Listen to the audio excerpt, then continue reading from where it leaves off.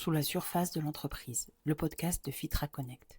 Ici, nous prenons de la hauteur sur les dynamiques humaines. En élargissant notre regard en toute sécurité, nous révélons de nouveaux moyens d'agir pour réaliser nos ambitions grâce à l'alignement et à la coopération pour une croissance stable et pérenne. Ce podcast est la version audio de mon blog. J'y lis avec ma propre voix les textes que j'écris au fil de mes réflexions. Tu m'entendras donc parler d'écriture et de lecture, car c'est ainsi que ces mots ont d'abord été déposés. Aujourd'hui, je te partage une réflexion personnelle et engagée sur le passage à l'action, entre le désir de bien faire et cette peur de mal faire qui nous traverse parfois. Alors, installe-toi confortablement ou continue ton activité et laisse ces mots infuser pendant que tu penses à tes propres projets. Bonne écoute.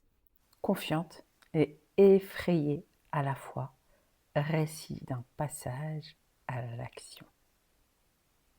Ça y est, je me lance. Voilà plusieurs mois que je travaille sur ce blog, entre simple plaisir d'écrire, désir de transmettre et forte volonté d'impacter. J'ai écrit et réécrit une multitude d'articles, tous plus intéressants les uns que les autres, du moins pour moi. Lorsque j'ai choisi de rendre ma plume publique, j'avais de très grandes ambitions. La première étant de permettre à des personnes d'accéder à des clés de compréhension que j'avais mis du temps et surtout de la sueur, des larmes et des heures de pleurs à construire. Il s'avère que j'ai toujours aimé lire. Les livres m'ont vraiment sauvé la vie. Ils me permettaient de m'évader quand la réalité était trop dure, de partir à l'aventure quand j'aspirais à davantage de liberté et surtout d'apprendre et d'évoluer lorsque je ne comprenais pas ce qui m'arrivait. Je me rappelle très très bien, alors que j'étais une jeune maman et que je lisais des livres comme ceux d'Isabelle Filiosa et de Jacques Salomé, m'être dit: ces gens sont des héros. Heureusement qu'ils ont pris le temps d'écrire. Grâce à eux, je me sens moins seule et moins perdue. Je me suis alors fait la promesse de rendre la pareille en écrivant à mon tour pour transmettre un jour. Je l'ai fait de nombreuses fois, mais très peu dans un cadre professionnel. Peur de ne pas être suffisamment légitime sûrement. Aujourd'hui, je choisis de me lancer encore en posant l'intention d'écrire pour faciliter la vie aux gens, comme de nombreux écrivains me l'ont facilité. Je lâche l'idée d'écrire parfaitement et celle d'impacter. Je choisis simplement de déposer. Je crois que sans cela, ce blog ne paraîtra jamais ou sera effacé d'ici quelques mois. Ce sont les mots des personnes que j'accompagne au quotidien qui m'ont rappelé à l'ordre. À force de les entendre, je comprends qu'il est temps pour moi d'honorer ma promesse. Je ne peux plus me cacher derrière un manque de soi-disant légitimité alors que le terrain prouve le contraire. Et tu sais quoi? En écrivant ces mots, juste là, je doute encore plus de moi. La peur m'envahit et je me demande: pour qui tu te prends? Ça va les chevilles? C'est tout le paradoxe de l'être humain, confiant, déterminé et effrayé à la fois. Je me rappelle mes premières séances en tant que thérapeute. À chaque fois que je partais au cabinet pour rencontrer mes accompagnés, sur tout le trajet, je priais pour honorer leur confiance, terrifiée à l'idée de faire du mal à des personnes qui me dévoilaient leur vulnérabilité. Une fois même, mon mari m'a retrouvée en pleurs sous le lit superposé de ma fille. Je me disais: suis-je vraiment compétente? Ne vais-je pas faire plus de dégâts? Ces personnes qui viennent me voir vont mal. Et moi, si j'empirais les choses? Pourtant, j'ai continué, j'ai persévéré. Je sentais que j'avais pas le choix, que je le devais. Pas pour l'argent, mais parce que je savais au fond de moi que j'avais quelque chose à apporter à ces personnes et que si je le gardais pour moi, je ferais encore plus de mal. Alors oui, c'est vrai, j'étais diplômée, mais ce diplôme n'était pour moi qu'un bout de papier. Je fais partie de ces gens qui ne se mettent en action que lorsqu'ils sentent que c'est vraiment leur place, pas seulement parce qu'on leur donne l'autorisation de le faire. Si je te parle de ça, ici et maintenant, c'est parce que je sais que de nombreux dirigeants ambitieux et consciencieux vivent ce que j'ai vécu avec une intensité plus ou moins similaire. Une de mes mentors m'a dit un jour que le chemin qui nous terrifie le plus est toujours celui qui nous fera le plus grandir. C'est parce que nous avons conscience de l'ampleur de ce que nous allons accomplir que nous avons besoin de baliser au maximum notre sécurité. Et c'est ce que j'ai appris à faire pour d'abord entamer et valider ma formation de thérapeute, puis asseoir ensuite mon activité. J'ai réussi à passer le cap en créant mon entreprise très vite après avoir été diplômée. Je savais que si je ne passais pas à l'action rapidement, je retournerais à ma vie déjà bien remplie de mère instruisant ses enfants en famille. Dans la foulée, j'avais cherché, puis loué et meublé un cabinet à temps partiel. J'ai aussi ouvert un compte Instagram et commencé à publier, tout en découvrant cet outil que je n'utilisais pas du tout avant. Je suis également passée par les voies classiques en m'inscrivant sur les pages jaunes et toutes les plateformes gratuites qui permettaient d'avoir de la visibilité. J'allais au cabinet même si je n'avais pas de rendez-vous, j'y travaillais et m'astreignais à cette discipline, autant pour moi que pour ma famille qui avait l'habitude de ma disponibilité. Connaissant parfaitement mes faiblesses, je les contournais par l'action. Ça, c'était facile. En revanche, recevoir et accompagner était un vrai supplice émotionnel. Par la grâce de Dieu, j'étais bien entourée. Mon époux, 2 amis proches qui étaient thérapeutes de longue date, ainsi que la supervision de l'école qui m'avait diplômée. Sans ces personnes, je pense sincèrement que j'aurais laissé tomber tant la peur de faire mal était intense. Tout cela a été mon support extérieur, ce qui me faisait miroir et me permettait de voir ce que je ne voyais pas à l'intérieur de moi et que pourtant je pressentais, sinon je n'aurais jamais choisi ce métier. C'est ce qui m'a donné le courage et la force de soutenir cette graine en train de germer en moi. Comme je le disais en début d'article, je fais partie de ces personnes qui ne prennent totalement leur place que lorsqu'elles sont sûres d'y avoir pleinement le droit. Tant que je ressentais la potentialité de faire du mal, je ne m'autorisais pas totalement à accompagner sereinement.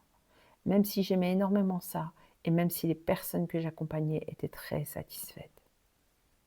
Je savais qu'à n'importe quel moment, tout pouvait déraper. C'est ce qui s'est passé d'ailleurs quelques mois après avoir commencé. Une jeune femme à qui j'avais été recommandée est venue me voir pour de l'anxiété. À ce moment-là, je ne m'étais pas encore spécialisée.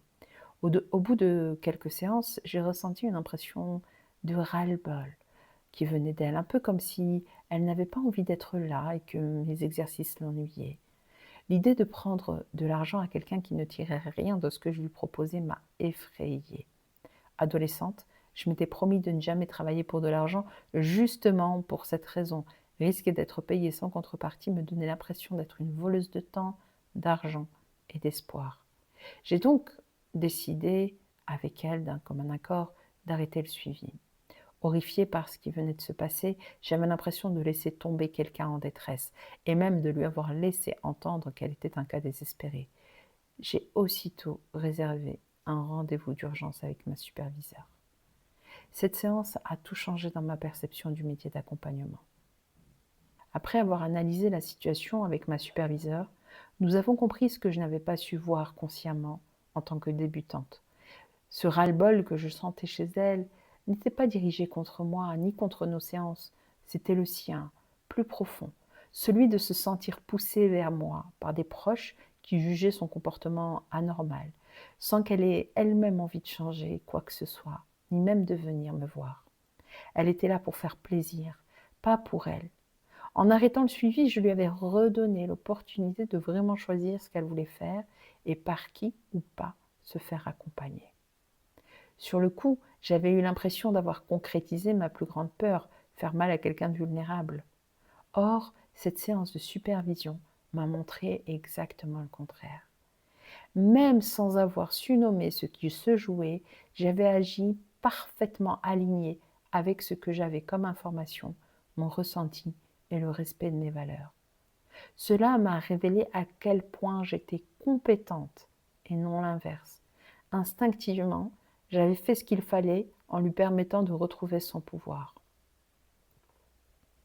Ce qui rend quelqu'un capable de conduire n'est pas sa capacité à intellectualiser ou à expliquer chacun de ses choix au volant, c'est d'agir au bon moment, de la bonne manière. Personne ne réfléchit consciemment à l'angle exact du volant en prenant un virage. On le sent et on agit avec justesse. J'avais fait la même chose avec cette jeune femme sans même m'en rendre compte. À partir de ce jour-là, j'ai compris que tant que j'étais alignée et que je ne jouais pas de rôle, mon accompagnement serait exactement ce que les gens avaient besoin de recevoir. Bien sûr, il m'a fallu du temps pour ancrer cette réalité en moi. Pendant 2 semaines, j'ai revu sans cesse la scène tourner en boucle dans ma tête, alors que je savais pourtant que j'avais bien agi. J'ai mis à profit cette tendance à la rumination pour entraîner mon regard à se déplacer vers ce que j'avais apporté réellement, un peu comme un sportif qui découvre une nouvelle discipline. J'ai continué à m'exercer en accueillant toujours de nouvelles personnes, d'où mon épisode de pleurs sous le lit superposé de ma fille et les prières dans la voiture sur le trajet du cabinet. En agissant ainsi, je renforçais à chaque fois ma capacité à être moi dans la douceur et la fermeté à la fois. La peur de faire mal vient du désir de faire bien. Si nous restons concentrés sur la peur de faire mal, nous ne voyons pas la possibilité de faire bien. Si nous restons concentrés sur la peur de faire mal, nous ne voyons pas la possibilité de faire bien. C'est parce que des personnes à l'extérieur de moi me disaient que je faisais bien, que j'ai pu voir la peur de faire mal comme un levier qui renforçait mon désir de faire bien. J'ai pu voir la peur de faire mal comme un levier qui renforçait mon désir de faire bien. Et pour cela, je leur serai éternellement reconnaissante. Changer de regard sur ce que nous ressentons est une véritable force et permet de donner une autre direction à nos actions. Au lieu de m'éteindre en ne voyant que les dégâts que je pouvais faire, j'ai choisi de regarder au-delà de cette peur pour voir là où elle m'amenait réellement, l'excellence. Au lieu de me concentrer sur comment faire taire ces voix qui étouffaient la vie en moi, je me suis concentrée sur comment les utiliser pour atteindre des sommets. Ce qui est incroyable, c'est que c'est devenu ma spécialité. Déceler le potentiel pour accompagner la croissance de façon stable et pérenne. Sans cette sécurité, je serais restée cachée dans mon coin à continuer ma petite vie, privant ainsi les personnes que j'accompagne de mon soutien. Alors oui, bien sûr, elles auraient trouvé quelqu'un d'autre. La question est, cet autre leur aurait-il apporté ce que je leur ai apporté? Ou ce que je leur apporte encore aujourd'hui? Bien sûr que non. Chacun d'entre nous est unique et chacun a sa pierre à apporter à l'édifice. Dans un puzzle, chaque pièce est importante pour obtenir une image complète. Il s'avère que dans le puzzle du monde, chacun d'entre nous est une pièce importante. C'est ma certitude et c'est ma base de travail. C'est pour ça que je continue à me dépasser pour apporter au monde ce que je porte et ne peux garder pour moi. Lorsque je lis des livres, chaque écrivain m'apporte quelque chose d'unique. Et tout comme je leur suis reconnaissante de m'avoir offert leurs mots, je choisis chaque jour d'offrir les miens à ceux qui en auront besoin. Passer à l'action, c'est honorer ce que nous sommes et ce que nous portons. Même et surtout si c'est terrifiant. C'est lâcher l'image que nous avons de nous-mêmes, celle qui se protège derrière l'illégitimité ou la peur. D'ailleurs, s'il y a une chose que j'ai apprise durant toutes ces années, c'est que ce sont souvent les personnes qui se sentent le plus illégitimes et qui sont les plus terrifiées qui ont le plus à apporter au monde. Tout simplement parce que ce doute dénote d'une profonde volonté de bien faire. Ce sont souvent les personnes qui se sentent le plus illégitimes et qui sont le plus terrifiées, qui ont le plus à apporter au monde, tout simplement parce que ce doute dénote d'une profonde volonté de bien faire. Combien de fois avons-nous vu des personnes faire d'énormes dégâts, aveuglées par leur certitude et leur refus de regarder en face leurs lacunes, préférant rejeter la faute sur l'autre plutôt que de se remettre en question? En ne prenant pas notre place, nous laissons le champ libre à de telles dérives. Une autre mentor m'a dit un jour que lorsque je me prive de mes droits, je prive forcément quelqu'un d'autre des siens. Autrement dit, nous priver de notre droit de grandir implique que nous privons des personnes de leur droit de recevoir ce que nous leur aurions apporté. Et ce blog ou ce podcast est là pour ça, t'aider à prendre pleinement ta place et à atteindre tes propres sommets. Chaque nouvelle étape de notre vie nous demande de renforcer ce en quoi nous croyons. Transmettre le fond de ma pensée et de mes réflexions à toi, auditeur que je ne vois pas, est ma nouvelle étape à moi. Et toi, quelle est la tienne? Je demande à Allah que les mots que tu liras te permettent de réaliser ton potentiel de croissance ainsi que celui de tes projets, entreprise ou pas. PS. Je parle souvent d'Allah car il est celui qui me donne le courage de me dépasser. Si tu crois en autre chose, je te laisse le soin de traduire en fonction de tes valeurs et tes croyances. Ce qui est certain pour moi, c'est que l'humain n'est qu'un et que ce que j'écris te servira tout autant que tu crois en lui ou pas. Cet épisode de podcast est un aperçu de mon approche. Si elle résonne avec toi et que tu souhaites faire appel à mes services, la suite se passe juste en dessous.